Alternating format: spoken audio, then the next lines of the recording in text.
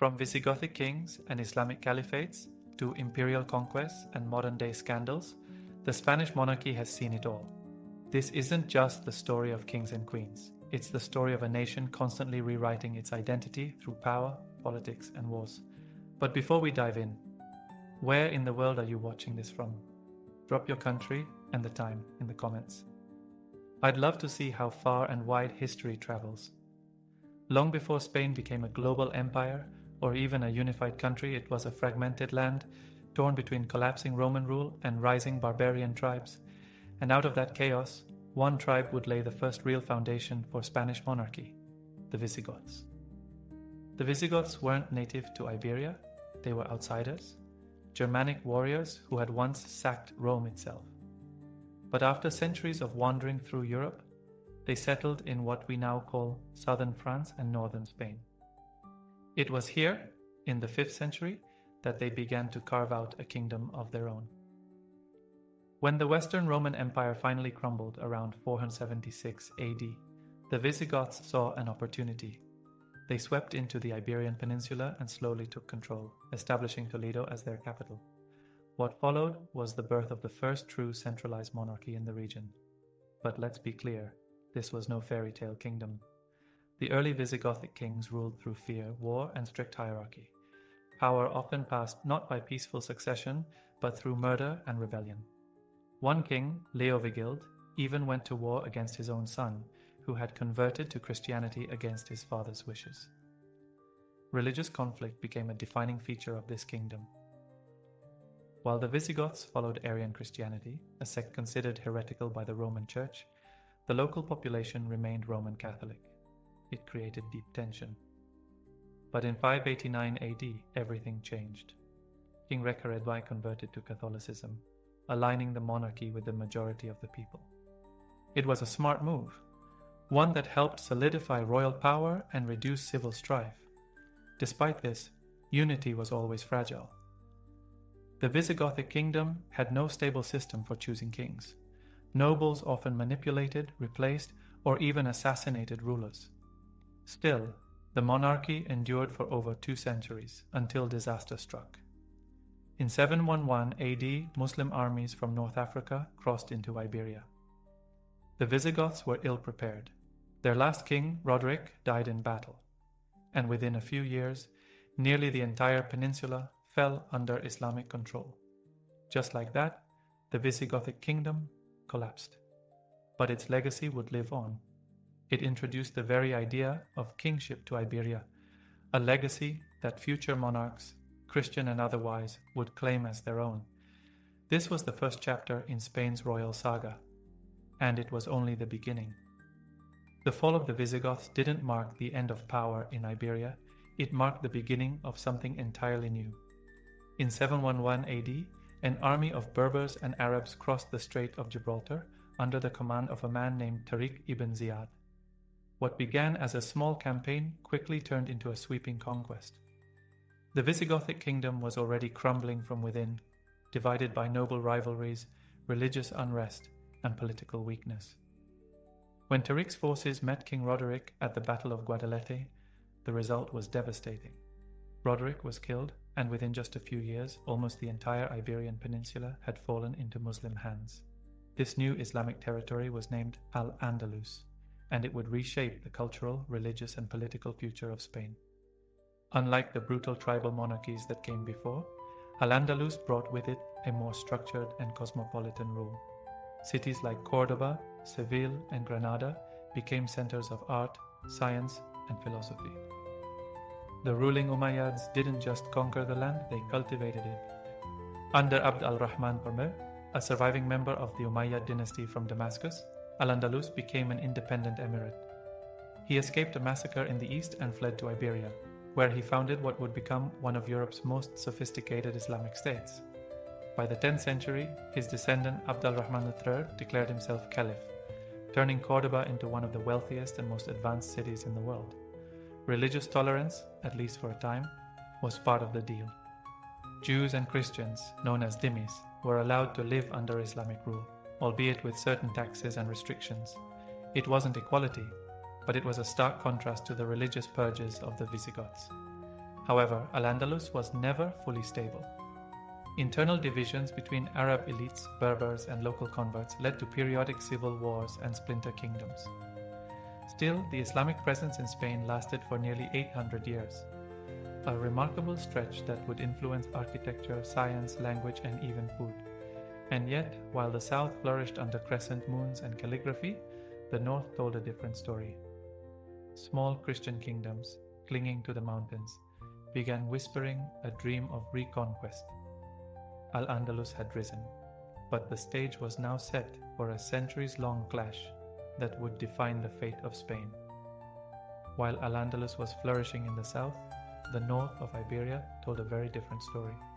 Rugged, mountainous, and less accessible, the northern regions became a refuge, a sanctuary for Christian resistance. The Muslim conquest may have been swift and devastating, but it wasn't total. In the shadow of Al-Andalus, small Christian enclaves began to form in the highlands. At first, they were little more than pockets of defiance, but over time, these communities grew into kingdoms with one goal in mind: survival and eventually reconquest.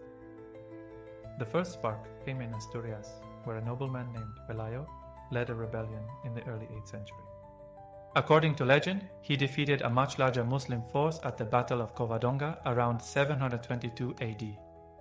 That battle was small in scale but massive in symbolism. For many, it marked the beginning of the Reconquista, the centuries-long Christian effort to retake Iberia. From Asturias, the Christian world slowly expanded. New kingdoms emerged: Leon, Navarre, Aragon, and Castile. They were often at odds with each other, sometimes even fighting among themselves, but all shared a common enemy in the Muslim south. Each kingdom had its own culture, language, and challenges. Leon inherited much from the old Visigoths, claiming to be the spiritual successor to that lost monarchy. Navarre thrived in the Pyrenees, blending Christian and Basque traditions. Aragon, hugging the Mediterranean, became a military powerhouse. And Castile, once a frontier county, would eventually rise to dominate them all. These Christian kingdoms didn't just resist, they adapted. They borrowed architecture, scholarship, and even agricultural techniques from their Muslim neighbors.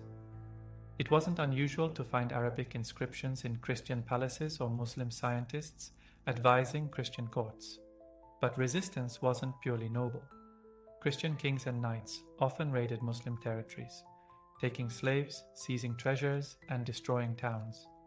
It was a brutal and bloody chess game, fought inch by inch, year after year. Still, with every gained castle, every reclaimed village, the dream of a united Christian Spain grew stronger. And yet, unity was still centuries away. For now, the Christian North remained deeply fragmented, a patchwork of crowns, each with its own ambitions, alliances, and rivalries.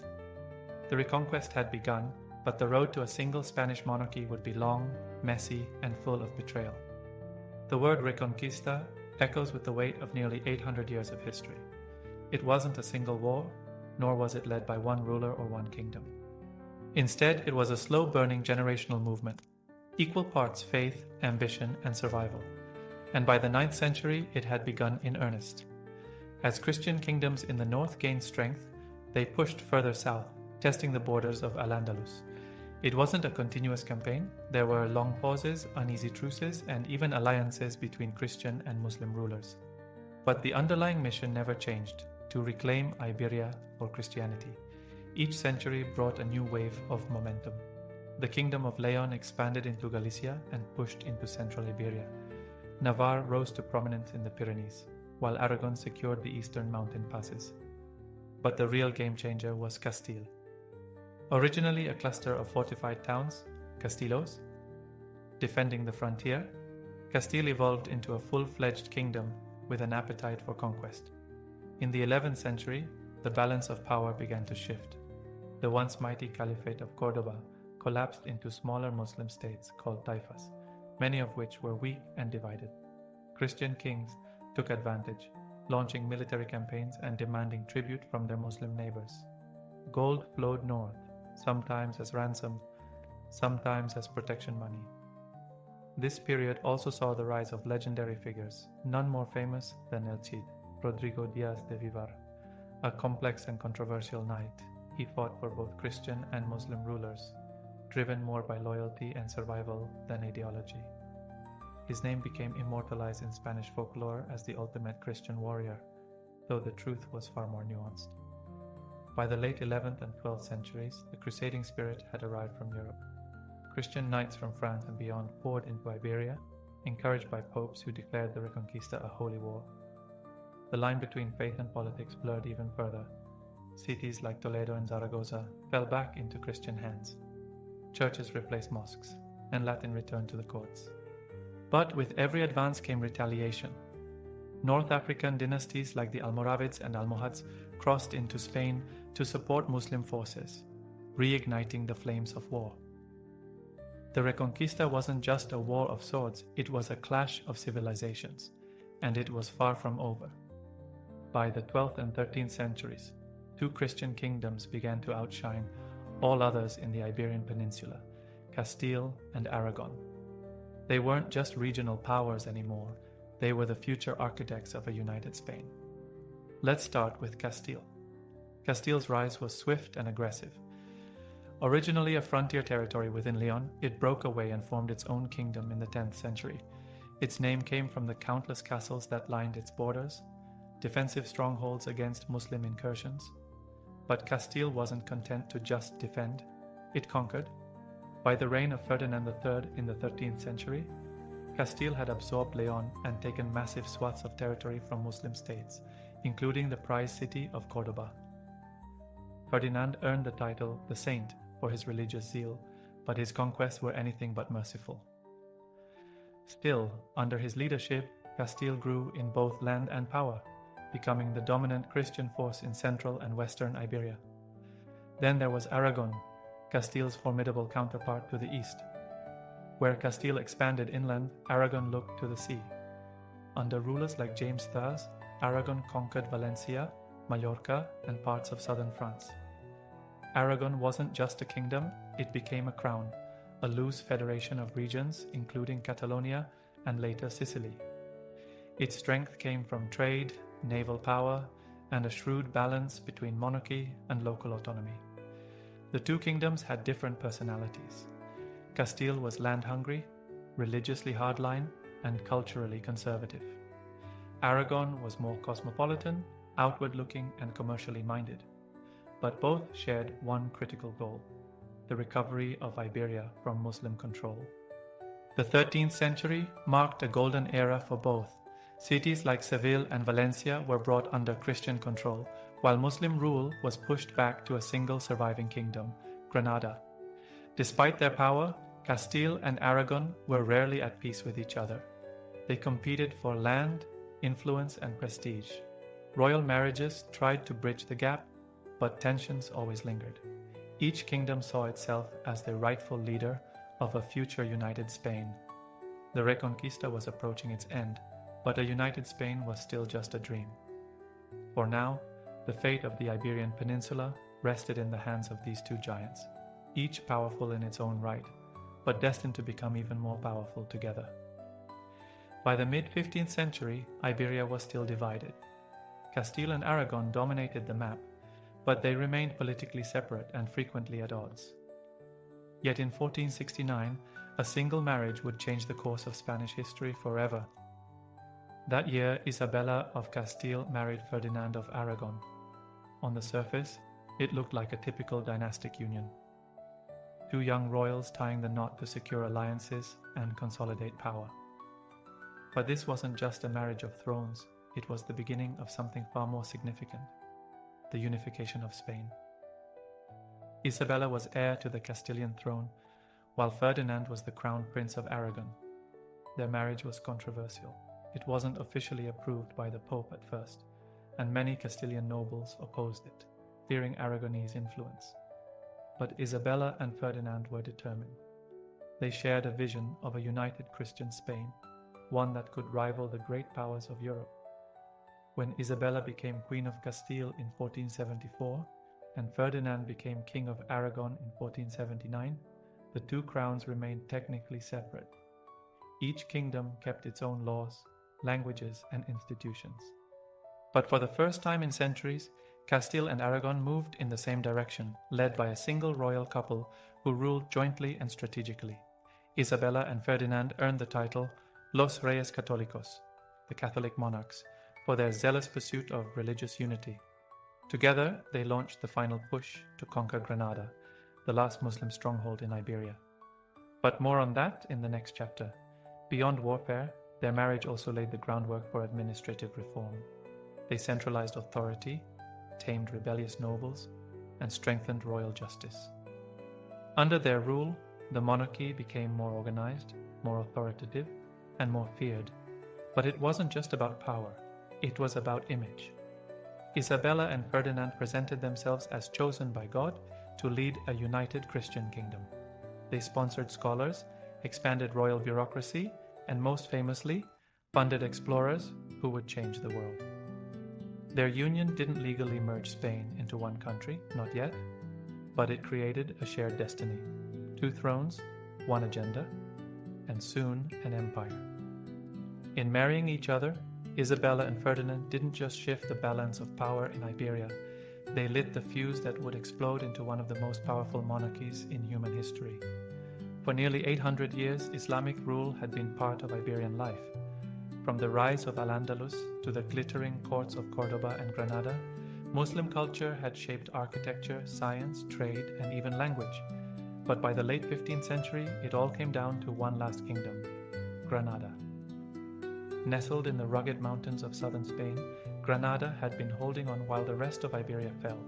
The Nasrid dynasty, its ruling family, kept peace through diplomacy and by paying tribute to Castile. For a time, that was enough. But once Isabella and Ferdinand were united, that arrangement no longer satisfied them. Their goal was clear: complete Christian control over the peninsula. In 1482, the Catholic monarchs launched a full-scale campaign against Granada. Unlike previous skirmishes, this was an organized, relentless push. It would last for 10 long years. The war wasn't just fought with swords, it was fought with strategy. Ferdinand carefully negotiated with rival factions inside Granada, stirring civil unrest to weaken the Nasrid regime. Meanwhile, Isabella ensured the war was framed as a holy mission, a crusade blessed by the Pope and supported by nobles and church leaders alike. Inside Granada, the situation grew desperate. Infighting crippled leadership. The last Nasrid ruler, Boabdil, faced betrayal from his own family and pressure from his own people. Still, Granada resisted. Its iconic Alhambra palace, with its intricate Islamic art and stunning courtyards, stood defiant. But by January 2nd, 1492, the end came. Surrounded, outnumbered, and exhausted, Boabdil surrendered the city to Ferdinand and Isabella. According to legend, as Boabdil left the city, he turned back and wept. His mother, watching beside him, said bitterly, "Do not weep like a woman for what you could not defend like a man." With that, Muslim rule in Spain came to an end. The Reconquista was complete. Granada's fall was more than a military victory. It was symbolic. It marked the end of an era and the birth of something new. A united Christian Spain, powerful, ambitious, and eager to shape the world. But peace didn't follow. What came next was control, expulsion, and a new vision of national identity, one that would soon take a darker turn. With the fall of Granada in 1492, Ferdinand and Isabella had achieved their ultimate goal, a united Christian Spain. But unity, in their eyes, wasn't just about land, it was about belief. And in that same pivotal year, they launched one of the darkest chapters in Spain's royal history, the Spanish Inquisition. Religious uniformity wasn't new in Europe, but the Catholic monarchs took it to a new level. They believed that to build a truly strong kingdom, they needed one faith, one crown, and one identity. Diversity was seen not as richness, but as a threat. The primary targets? Conversos, Jews who had converted to Christianity, many under pressure. Although they outwardly embraced the Catholic faith, some were suspected of secretly practicing Judaism. That suspicion, whether real or imagined, sparked fear, and fear bred control. In 1478, Ferdinand and Isabella received permission from the Pope to establish their own state-controlled Inquisition, a tribunal independent from Rome but loyal to the crown. By 1480, the first inquisitors were appointed.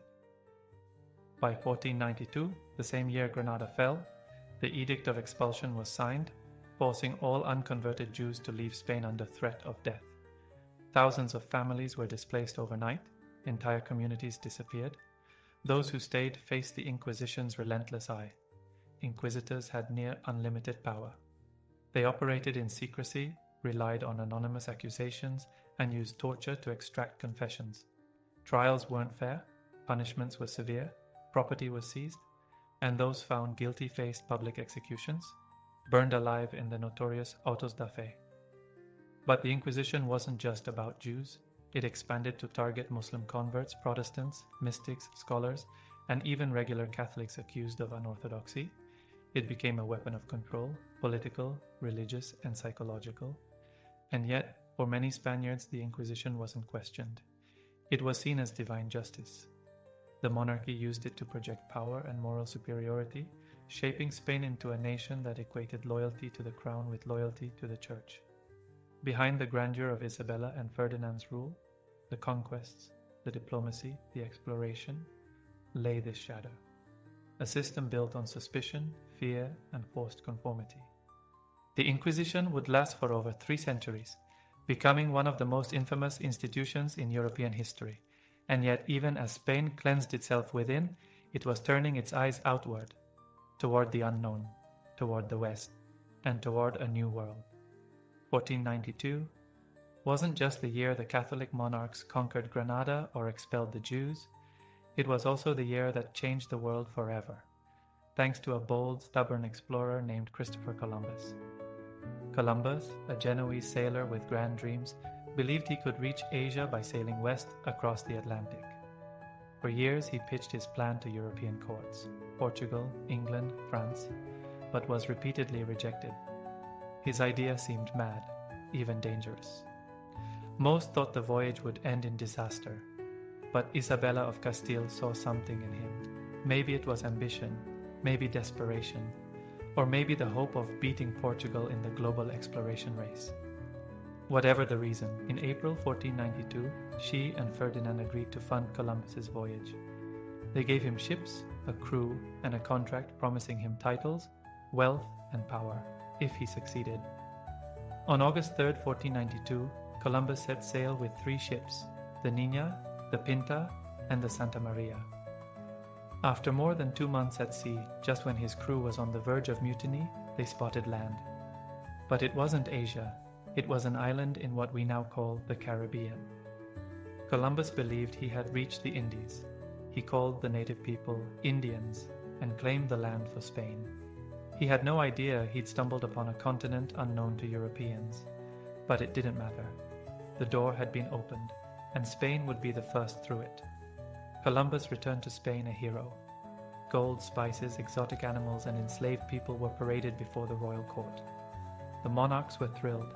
They funded more voyages, more ships, more conquests. What began as a gamble became a global empire.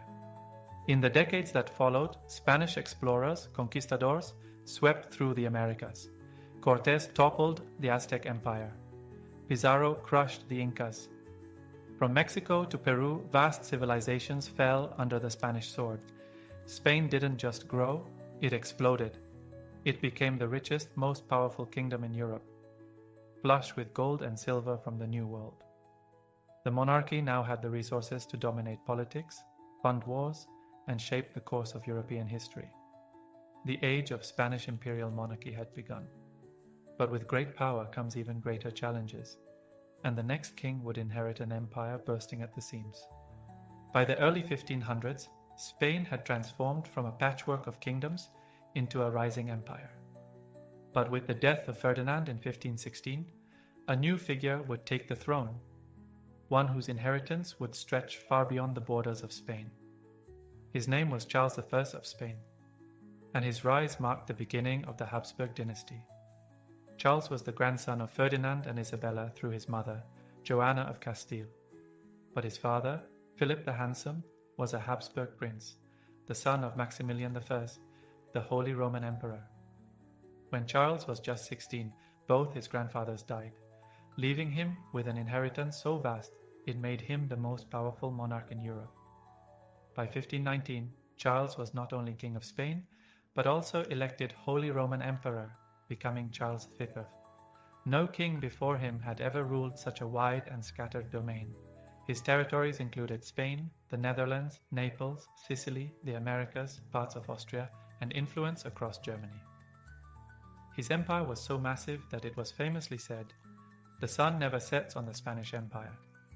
But ruling such a vast realm came with enormous challenges. At home, Charles faced unrest. In Castile, a popular revolt known as the Comuneros Rebellion broke out, triggered by resentment toward his foreign advisors and the heavy taxes used to fund his European wars. Charles crushed the rebellion, but the resentment lingered.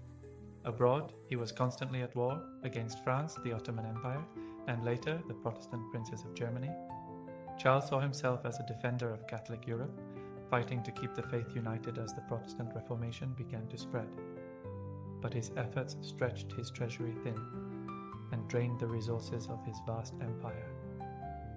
In the Americas, Spanish conquistadors were expanding Charles' wealth and his responsibilities. Gold flowed in from the New World, but so did reports of abuses, rebellions, and moral outrage from the clergy. By the 1550s, exhausted by decades of war diplomacy and religious chaos, Charles made a rare decision. He abdicated. He split his empire in two. His brother Ferdinand took the Holy Roman Empire, while his son Philip II inherited Spain and its global empire. Charles retired to a monastery, leaving behind a legacy of glory, conflict, and the heavy burden of holding too much power. When Philip II inherited the Spanish crown in 1556, he didn't just become King of Spain, he became ruler of the most far-reaching empire the world had ever seen. Thanks to his father, Charles I, and generations of expansion, Philip II now controlled not only Spain and its vast American colonies, but also the Netherlands, southern Italy, Milan, and even the distant Philippines, named in his honor. His navy patrolled the Atlantic, the Mediterranean, and the Pacific.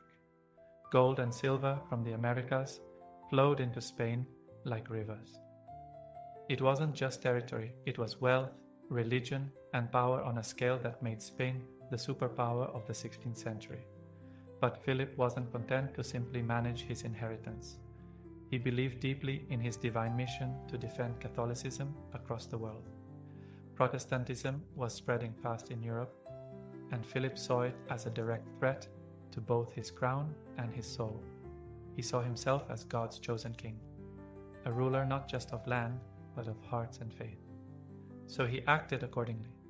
He launched brutal campaigns against Protestants in the Netherlands, which led to open revolt and decades of war. His forces fought in France, in Italy, and across the high seas. He strengthened the Spanish Inquisition and tightly controlled religious expression at home. But his most famous and disastrous move came in 1588, when he sent the Spanish Armada to invade England, hoping to overthrow Queen Elizabeth II, a Protestant monarch. The fleet, one of the largest ever assembled at the time, was met by a smaller but faster English navy and devastating storms. The result? A humiliating defeat that marked the beginning of Spain's long, slow decline. Despite this, under Philip II, Spain reached its peak in terms of global reach. The wealth from the New World, the influence of the Catholic Church, and the control over so many territories gave the Spanish crown a sense of divine legitimacy. But there were cracks beneath the surface. The constant wars, the reliance on colonial treasure, and the sheer weight of governing such a sprawling empire were taking their toll. Spain was powerful, but overextended. The seeds of trouble had been planted, and as history has shown time and again, no empire stays on top forever. By the late 16th century, Spain looked invincible on the surface. Its empire stretched across continents, its king, Philip II, held more territory than any other monarch in Europe, and its fleets sailed across every known ocean. But beneath the gold-plated facade, the empire was showing signs of stress. And in 1588, one disastrous event made those cracks impossible to ignore: the defeat of the Spanish Armada. The root of the conflict lay in religion and rivalry. England, under Queen Elizabeth I, had become a Protestant stronghold and a thorn in Philip's side. English privateers like Sir Francis Drake were harassing Spanish treasure ships, looting silver from the New World, and undermining Spain's maritime dominance. Worse still, Elizabeth had supported the Protestant rebellion in the Netherlands, which Philip ruled. To Philip, this wasn't just politics, it was a religious insult. He believed it was his sacred duty to overthrow Elizabeth and restore Catholicism to England. So he planned an invasion. The Spanish Armada, a fleet of over 130 ships, was assembled in one of the most ambitious naval operations of the age. It would sail through the English Channel, link up with Spanish forces in the Netherlands, and deliver a crushing blow to Protestant England. But almost nothing went according to plan. As the Armada moved north, it was harassed by smaller, faster English ships that used superior tactics and mobility to chip away at the fleet. The English avoided full confrontation and used fire ships, vessels set ablaze and sent into the anchored Armada to scatter the Spanish formation. Then came the weather. Violent storms battered the fleet as it tried to escape northward around Scotland and Ireland. Many ships were wrecked, others lost their way, and by the time the survivors returned to Spain, only half the original fleet remained. It was more than a military loss, it was a psychological blow. The myth of Spanish invincibility had been shattered. The defeat exposed the logistical weaknesses of Spain's overextended empire. It also emboldened Spain's enemies, especially England and the Dutch Republic, both of which would grow stronger in the coming decades. For Philip II, the Armada's failure marked the beginning of the end. Spain would remain powerful, yes, but it would never again dominate Europe as it once had. The defeat of the Spanish Armada was a turning point, but Spain's downward slide wasn't driven by battles alone.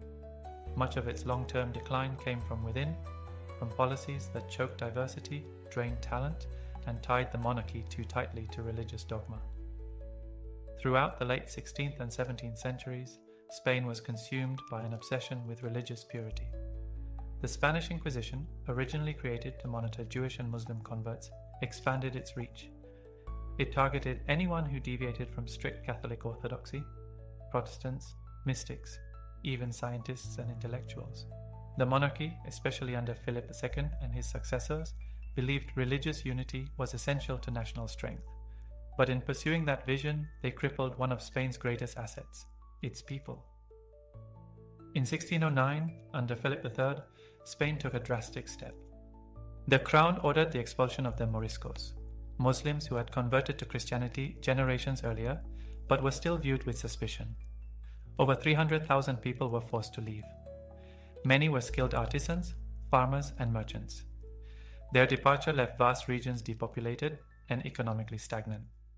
Fields went untended, towns declined, and the local economies that had once thrived under cultural diversity began to wither. Meanwhile, the Inquisition continued to censor ideas, books, and academic freedom. Universities fell behind those of France, England, and the Netherlands. Spain, once home to the great intellectual exchange of Al-Andalus, became intellectually isolated. At the same time, the monarchy relied heavily on treasure from the Americas. Gold and silver from Peru and Mexico flooded the royal treasury, but it created a false sense of wealth. Instead of investing in local industries, Spain imported goods from abroad, stunting its own economic growth. Add to this the constant warfare, especially the long and bloody fight in the Netherlands, and the treasury was constantly on the verge of collapse. Inflation soared, poverty spread, and the once glorious Spanish court became weighed down by debt. Religious intolerance didn't unify Spain, it weakened it. By excluding and persecuting those who were different, the monarchy narrowed its base of support and shrank its pool of talent. It turned a once thriving multicultural empire into a brittle and dogmatic machine. Spain was still vast, still rich, still feared, but it was slowly hollowing out, and with each passing reign, the throne grew a little weaker. By the 17th century, the Spanish monarchy was crumbling from within, and at the center of its decline was the once mighty Habsburg dynasty. The Habsburgs had ruled Spain since Charles III, bringing immense power and prestige. But generations of carefully arranged marriages between royal cousins, uncles, and nieces had created a serious problem: inbreeding. Unlike other dynasties that married outside their borders for political alliances, the Spanish Habsburgs prioritized keeping the bloodline pure.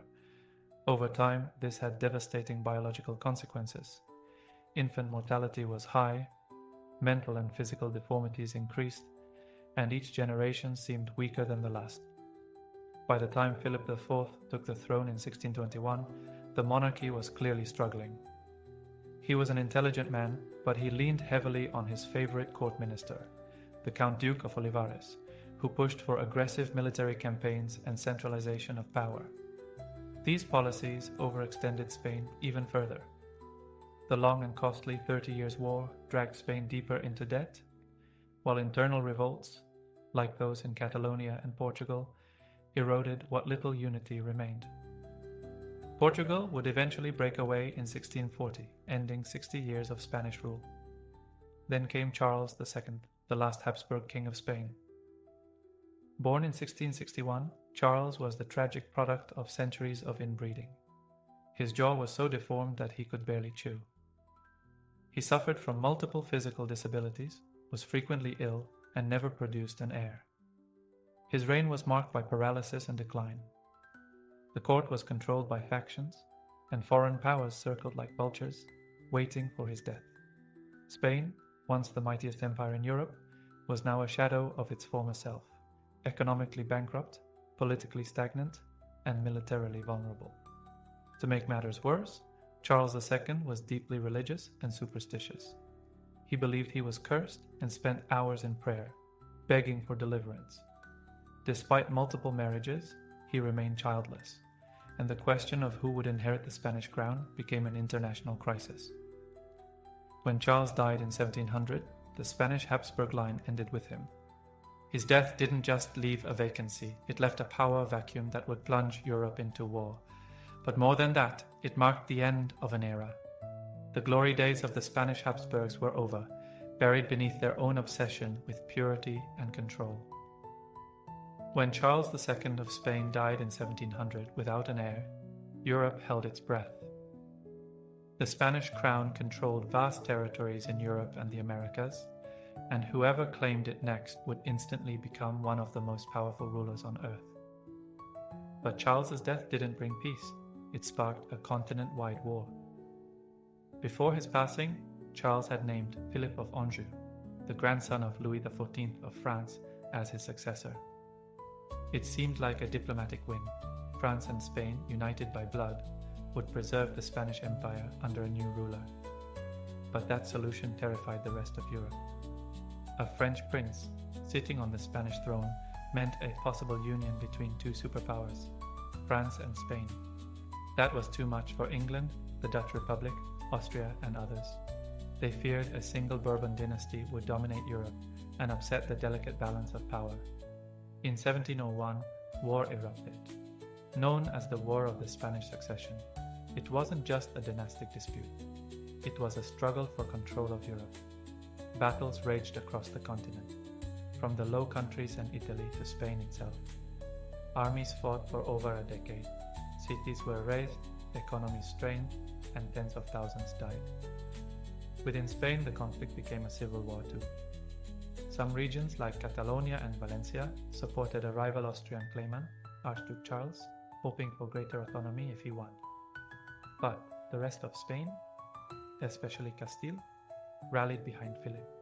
The war dragged on until 1714, finally ending with the Treaty of Utrecht. The outcome? Philip was allowed to remain King of Spain as Philip V, but only on the condition that Spain and France would never unite under one crown. To restore balance, Spain had to give up several European territories: the Spanish Netherlands, Naples, Milan, and Sardinia, most of which went to Austria. It was a compromise victory. Philip kept the Spanish crown, and the Bourbon dynasty began its long rule over Spain. But the war had a lasting cost. Spain lost its grip on European affairs. It remained a colonial power, but its influence on the continent was greatly reduced. More importantly, the war ended the Habsburg era and marked the rise of a new royal house, one that would reshape Spain from the inside out. With the Treaty of Utrecht signed and the War of Spanish Succession finally over, a new royal house took the reins of Spain, the Bourbons. And though their claim had been contested through bloodshed, there was no turning back. The Spanish Habsburgs were gone, and Philip V, the grandson of Louis XIV of France, now wore the Spanish crown. But he didn't just bring a new name to the throne, he brought an entirely new vision of monarchy. Philip V was the first truly modernizing king Spain had seen in decades. Deeply influenced by French absolutism, he sought to centralize power, streamline governance, and strip away the messy, regional autonomy that had long fractured the country.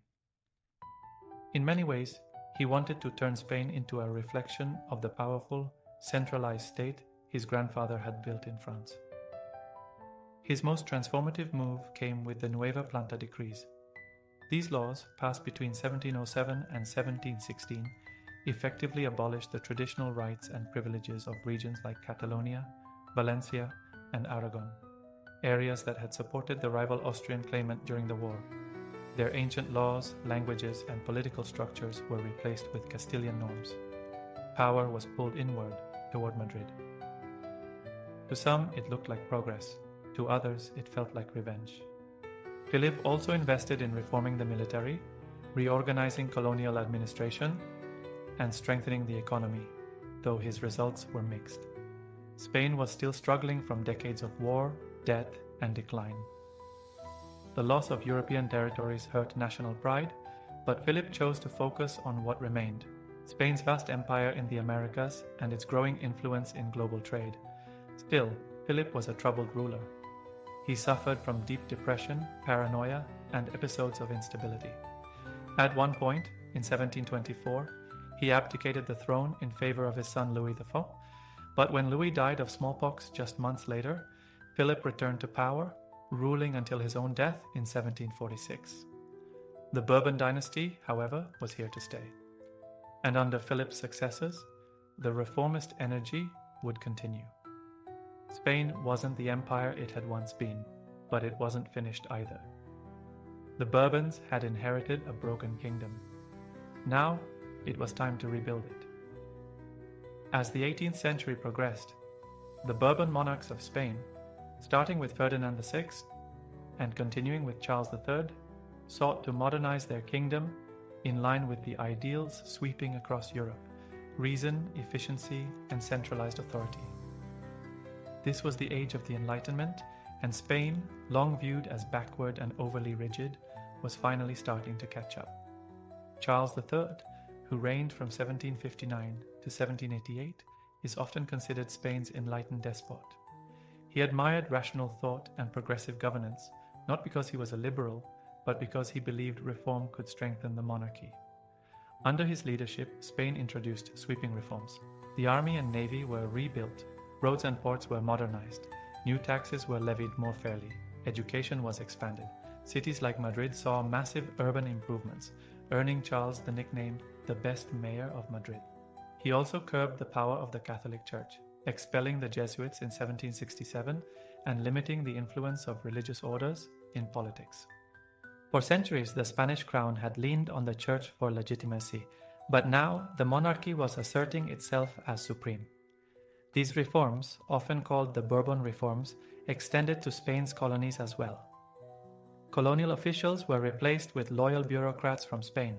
Trade was liberalized, taxes were increased, and local Creole elites, those of Spanish descent born in the Americas, were increasingly sidelined. But not everyone welcomed the changes.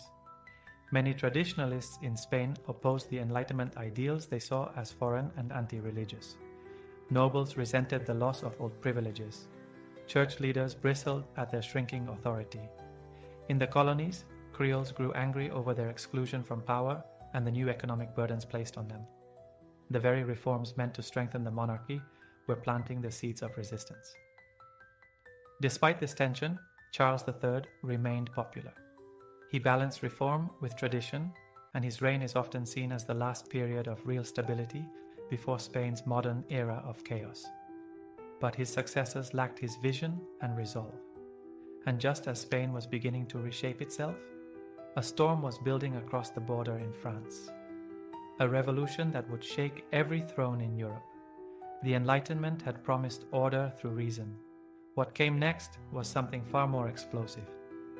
By the turn of the 19th century, Spain was a weakened but still significant European power.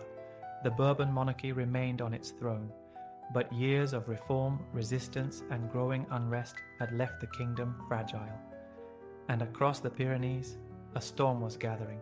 Napoleon Bonaparte, the ambitious leader of France, had risen from the chaos of the French Revolution and now sought to control all of Europe. Spain, with its strategic location and long-standing empire, was too important to ignore. At the time, Spain was ruled by Charles IV, a weak monarch heavily influenced by his manipulative chief minister, Manuel Godoy. Godoy's policies were unpopular, and his decision to ally with France had already dragged Spain into disastrous wars against Britain. The navy had been shattered at the Battle of Trafalgar in 1805. Spain's prestige was crumbling. Sensing opportunity, Napoleon proposed a joint invasion of Portugal, Britain's ally. Spanish forces agreed to march alongside the French, but what Spain didn't realize was that Napoleon had a much larger plan in motion. In 1808, under the guise of reinforcing troops, Napoleon flooded Spain with 80,000 soldiers. Then he turned on his ally. Charles IV was forced to abdicate after internal rebellion, and Napoleon invited both him and his son Ferdinand VII to France, only to imprison them both. In their place, Napoleon crowned his own brother, Joseph Bonaparte, as King of Spain. It was a brazen move, and it backfired spectacularly. The Spanish people erupted in revolt. On May 2, 1808, the citizens of Madrid rose up in defiance. French troops brutally crushed the rebellion, but it sparked a nationwide uprising. Peasants, nobles, and clergy all joined the resistance. A brutal guerrilla war began, one of the first of its kind, harassing French supply lines and drawing Napoleon into a quagmire. Meanwhile, in the countryside, local juntas, councils, formed, claiming to rule in the name of the imprisoned king. And in 1812, Spain passed its first modern constitution in Cadiz, laying the groundwork for a new constitutional monarchy. What was meant to be a quick French occupation became a nightmare for Napoleon. His forces were bogged down for years, bleeding manpower and morale, while British troops under Wellington arrived to support the Spanish cause. By 1814, the French were driven out. Ferdinand VII returned to the throne. But Spain had changed, and the monarchy would never again rule without question. In 1814, after 6 years of war, rebellion, and French occupation, Ferdinand VII returned to Spain. The people welcomed him with cheers and hope. They called him El Deseado, the desired one. To many, his return marked the end of chaos and the beginning of stability. But it didn't take long for that hope to collapse. While in exile, a new Spain had emerged. During the war, representatives from across the country had met in Cadiz and drafted the 1812 Constitution, a groundbreaking liberal document that limited royal power, protected civil liberties, and envisioned a constitutional monarchy. Ferdinand had promised to uphold it, but as soon as he reclaimed the throne, he tore it up. Declaring himself king by divine right, Ferdinand restored absolute monarchy with the stroke of a pen. He arrested the liberal leaders who had written the constitution, censored the press, and dissolved the new parliament. The brief experiment with constitutional government was over. His rule was marked by repression. Secret police monitored dissent. Protesters were jailed, or worse. The Inquisition was briefly revived. Spain, once energized by Enlightenment ideals, was dragged backward into reactionary absolutism.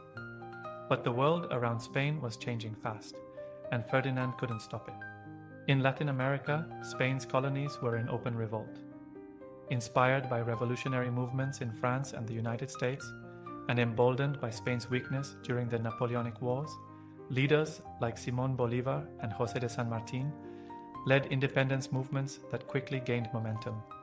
Spain was losing its empire, and Ferdinand was losing control. In 1820, discontent boiled over. a military revolt led by liberal officers forced the king to reinstate the 1812 constitution. For 3 years, Spain lived under what became known as the Liberal Triennium, but Ferdinand bided his time. In 1823, with the help of French troops sent by Europe's conservative monarchies, he regained full power and crushed the liberals once more. He ruled as an absolute monarch until his death in 1833. Ferdinand VII's reign is remembered as a time of reaction, resistance, and regression. He returned to a country ready for reform, but refused to change. And in doing so, he planted the seeds for the civil wars and royal crises that would soon engulf Spain. The king had come back, but the kingdom had moved on. When Ferdinand VII died in 1833, he left behind more than a throne. He left a power vacuum that would throw Spain into decades of bloody conflict. The question was simple: who should rule next? But the answer would divide the country for generations. Ferdinand had no male heir. His daughter Isabella was just 3 years old when he died. But according to traditional succession laws, known as the Salic law, inherited from the Bourbons, women couldn't inherit the throne. Years earlier, however, Ferdinand had issued the Pragmatic Sanction, which overturned that rule and allowed his daughter to become queen. Liberals supported this change, seeing Isabella as a symbol of modernization and constitutional monarchy. But not everyone agreed. Ferdinand's brother, Don Carlos, rejected Isabella's claim.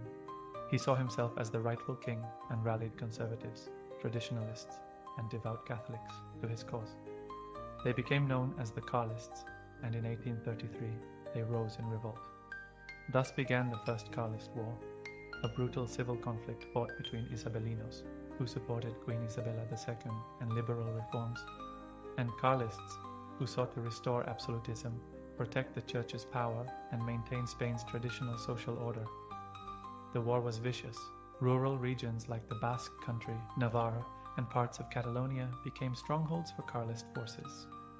The Isabelinos, backed by urban liberals and the Spanish government, fought to hold the country together under a modern constitution. After 7 years of fighting, the Isabelinos won. Isabella II was confirmed as queen, but the Carlism movement didn't die. It became a permanent undercurrent in Spanish politics, a conservative rebellion waiting for its next opportunity. That opportunity came again in 1846 and later in 1872, with 2 more Carlist wars, each reflecting Spain's deeper struggle between old and new, faith and progress, monarchy and democracy.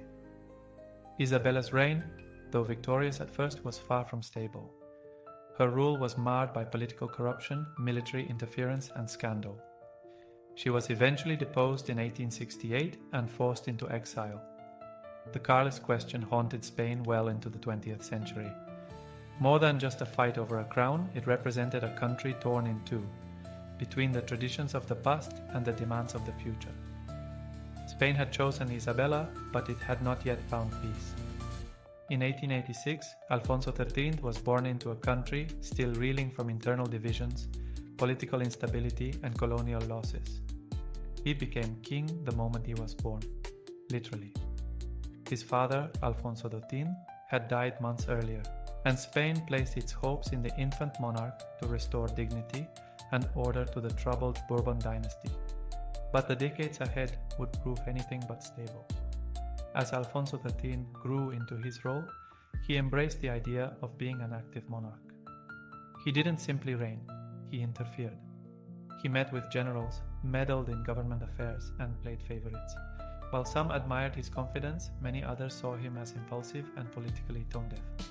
At the turn of the 20th century, Spain was no longer a great empire. The disastrous loss of Cuba, Puerto Rico, and the Philippines in the Spanish-American War 1898 had dealt a humiliating blow. The Spanish people were wounded culturally and economically, and a sense of national identity crisis took hold. Alfonso's reign saw a carousel of unstable governments. Liberals, conservatives, and dictators all took their turn. The military became increasingly politicized. Strikes, riots, and uprisings broke out. In 1909, the tragic week in Barcelona saw violent clashes between workers and the army, exposing the raw nerves of social inequality. Then came World War I. Spain remained neutral, but the war still divided the nation between pro-Allies and pro-Germans. Meanwhile, inflation, poverty, and political polarization worsened. In 1923, a frustrated military officer, Miguel Primo de Rivera, staged a coup with Alfonso's blessing. For the next 7 years, Spain lived under a dictatorship. Alfonso believed it would bring order, but instead it deepened the divide. When the dictatorship fell in 1930, Alfonso was left exposed, blamed for propping up tyranny. By 1931, the monarchy had lost all credibility. Municipal elections, intended as a referendum on local issues, turned into a referendum on the king himself. Republicans and socialists swept the vote. Massive crowds filled the streets demanding change. Alfonso III led the country quietly and without a fight. He wasn't officially deposed, but the Second Spanish Republic was proclaimed the next day. After centuries of royal rule, Spain had entered a new chapter, one without a king. But the story of the monarchy wasn't over. It was only on pause. When Alfonso III left Spain in 1931, the monarchy fell without a single shot fired. For the first time in modern history, Spain was a republic, led not by kings, but by elected officials. Hope was in the air. Workers, intellectuals, women, and minorities believed a new era of democracy, progress, and equality had begun. But the Second Spanish Republic would soon prove just as unstable as the monarchy it replaced. From the start, Spain was deeply divided.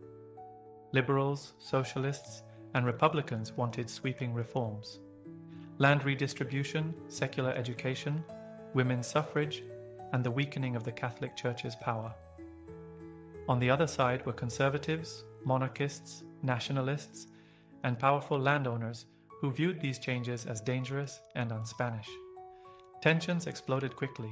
Churches were burned, farmlands were seized, protests turned violent, governments rose and fell at dizzying speed. By 1936, Spain was politically fractured and bracing for civil war. That same year, a polarizing election brought a left-wing coalition, the Popular Front, to power. Alarmed by this, conservative factions in the military began plotting. Leading the conspiracy was a little-known general from the Canary Islands, Francisco Franco. In July 1936, Franco and other generals launched a military coup against the Republic. It was meant to be quick.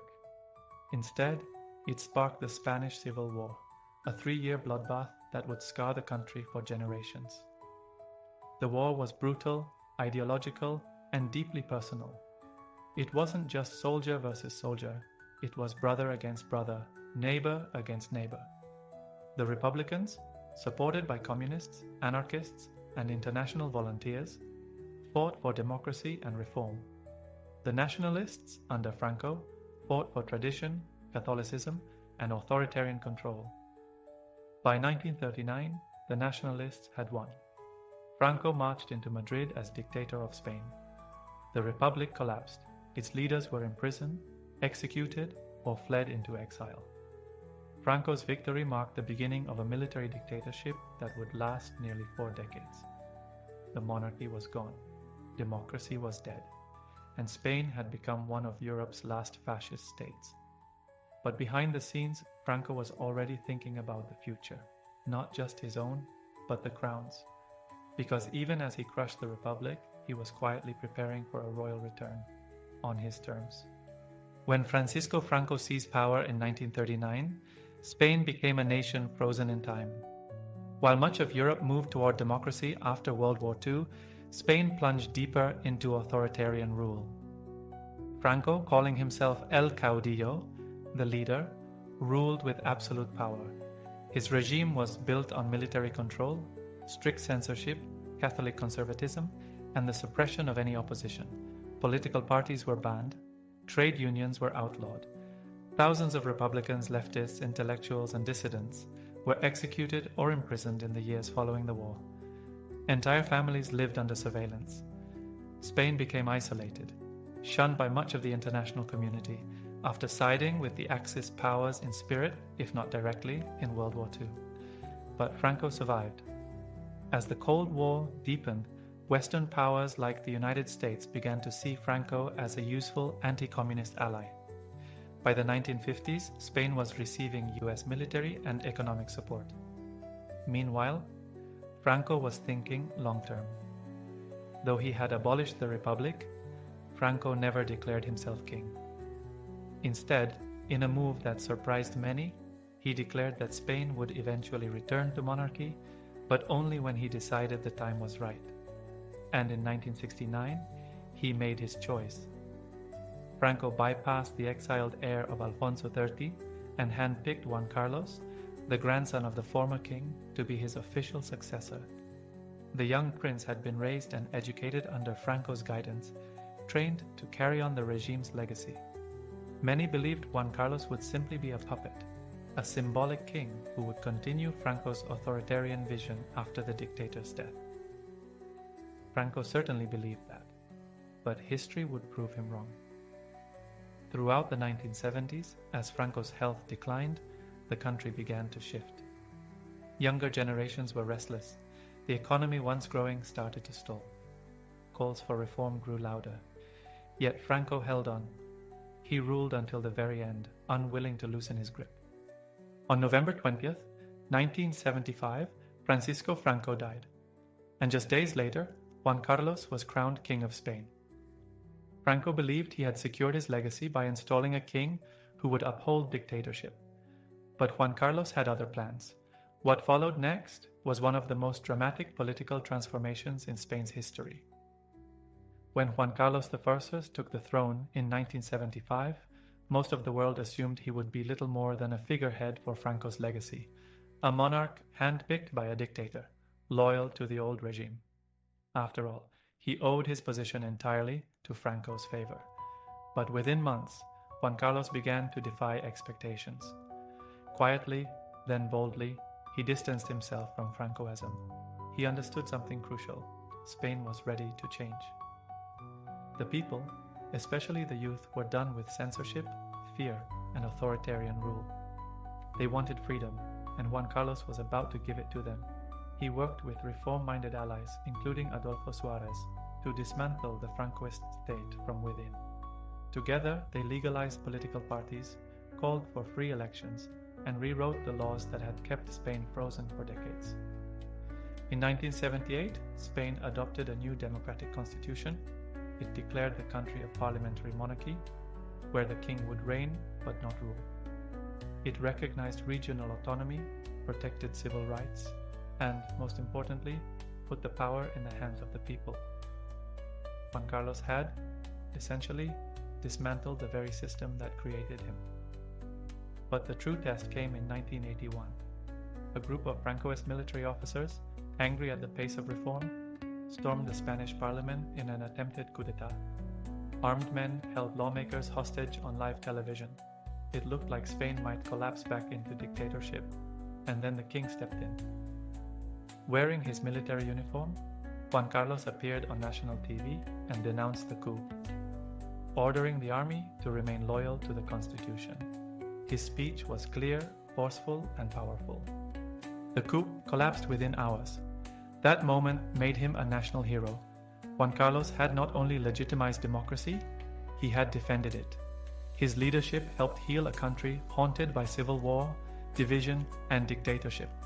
For decades afterward, he was respected across Europe as the monarch who chose his people's freedom over personal power. Under Juan Carlos, Spain rejoined the international community, joined the European Union, and became a vibrant democracy. It was one of the most successful political transitions of the 20th century, and it was led by a man everyone had underestimated. But even heroes have flaws. And Juan Carlos' story wasn't over yet. For decades, King Juan Carlos I was celebrated as the architect of Spain's democracy, a modern monarch who had stood for freedom when it mattered most. But time, power, and privilege can change perceptions. And in his later years, Juan Carlos's golden image began to crack. The first major blow came in 2012, while Spain was facing a brutal economic crisis, unemployment soaring, families losing homes, austerity measures taking their toll. The public discovered that the king had quietly flown to Botswana on a lavish elephant hunting trip. He had gone with a wealthy businessman and was accompanied by a woman who was not his wife. And the only reason the trip became public? Juan Carlos had fallen and broken his hip, requiring emergency surgery and leaving a paper trail. Photos emerged, the king posing beside a dead elephant, dressed like a colonial big game hunter. For a nation in pain, it was a tone-deaf scandal that turned public admiration into outrage overnight. But it didn't end there. Rumors of extramarital affairs, hidden bank accounts, and offshore wealth began swirling. One of the biggest scandals involved his former companion, Corinna Larsen, who claimed he had transferred her millions in secret gifts. Investigations revealed trails of alleged money laundering, bribes, and shady business deals, some dating back to contracts with Saudi Arabia.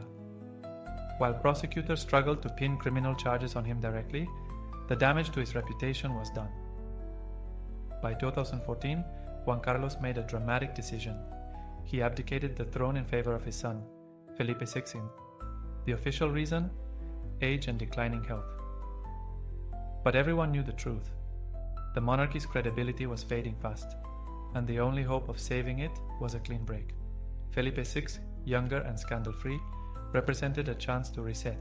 He immediately distanced himself from his father, pledged transparency, and renounced his personal inheritance from Juan Carlos. But the damage lingered. In 2020, Juan Carlos went into self-imposed exile, living in the United Arab Emirates. He left quietly, without ceremony. A king once beloved, now a symbol of excess and controversy. His rise had saved the monarchy. His fall nearly destroyed it. When Felipe VI ascended the Spanish throne in 2014, he inherited more than a crown. He inherited a monarchy on the edge of collapse. Public trust was at an all-time low. His father, Juan Carlos I, had gone from national hero to controversial exile. Scandal, corruption, and cynicism hung heavy over the royal family. Felipe's mission was clear: clean house and rebuild legitimacy. From the moment of his coronation, he projected a different image, more modern, more restrained, and sharply focused on transparency.